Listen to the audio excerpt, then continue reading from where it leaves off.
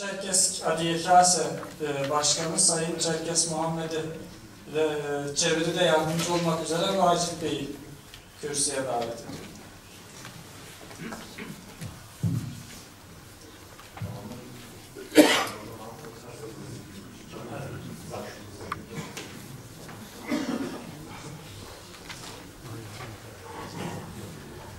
Toxosapsuyan fimaxofuhum nobang zakwasam. Di kaogun kıyıcı fakuskwapa fızuh.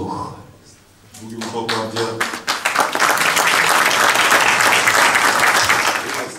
İkinci selamlama konuşmaları için Rodina Başkanımız Validin Legatsev'i kürsüye davet ediyoruz.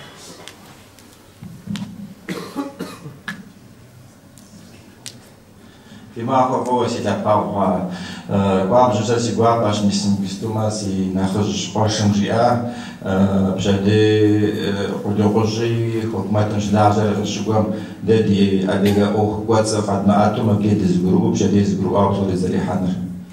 biraz önce Sayın Büyüğümüzün de söylediği gibi kongre öncesinde bugün Çerkezlerin sorunlarını, bizim sorunlarımızı tartışacağımız, yarın normal prosedürün işleyeceği bir gün olacaktır. Onun için bugünkü toplantıyı önemsiyorum.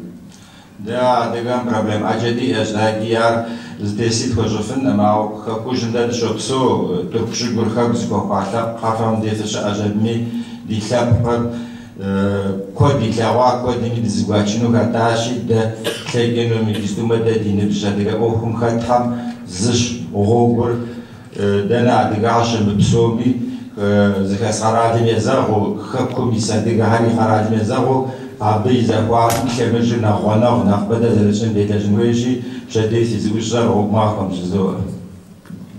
Hangi ülkede olursak olalım, bu ülkeler içerisinde bizim sorunlarımız olmuştur, aramızı açmak isteyenler de olmuştur ama biz nerede yaşıyorsak yaşayalım, yaşadığımız ülkenin değerlerine de saygı duyarak beraber yaşayacağız. Yarınki toplantının hayırlı uğurlu olmasını diliyorum.